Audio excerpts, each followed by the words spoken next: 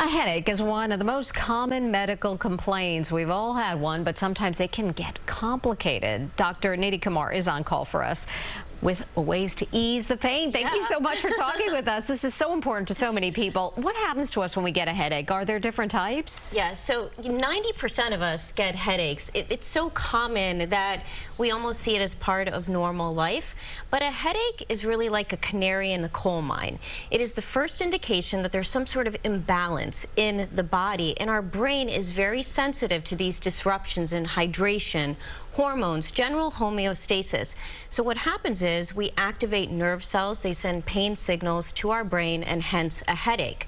Now, primary headaches fall into three main categories. A tension type headache, we've all been there with that bilateral mild to moderate pain. Yeah. Migraine headaches, more severe, associated symptoms like difficulty with seeing bright lights, nausea, vomiting, and then cluster headaches. Now, these are more severe unilateral pain with sometimes even facial swellings. Luckily, those are pretty rare.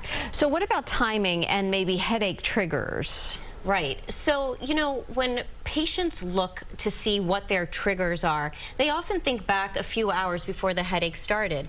But a disruption in the brain can occur as far as 24 or 36 hours before the headache even began.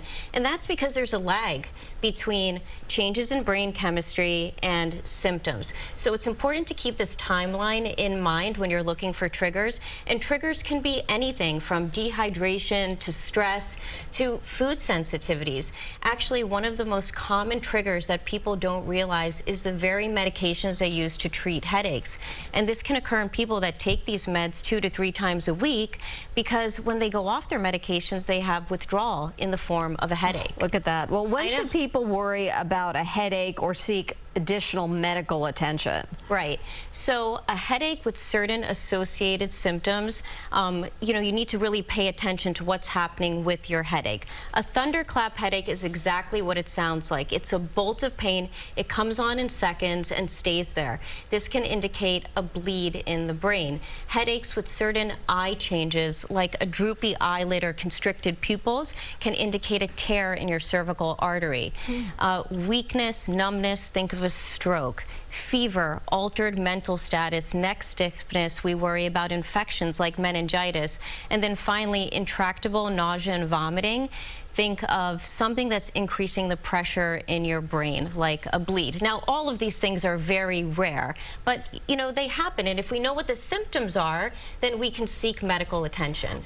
So how can people get more control over their headaches? We're talking the smaller ones, not the ones that are extremely dangerous. Absolutely. So if you're someone who regularly gets headaches, I want to challenge you to change your mindset about your headaches and really see your headaches as an opportunity to listen to your body and make changes, because your headaches are an alarm system that you're not living your best life in terms of exercise, lifestyle, diet, and stress. So first, look for your triggers. Keep a 1-month log, because now we know it's a longer timeline, and look for those patterns as to when you get the headache. Second, mindfulness-based stress reduction techniques can lower frequency, duration, and medication use. More sleep, more exercise, less alcohol, and then hopefully you can get into a better headspace. Yeah, I think that's really helpful for everyone. All right, Dr. Kumar, thank you so much. So good to talk to you today.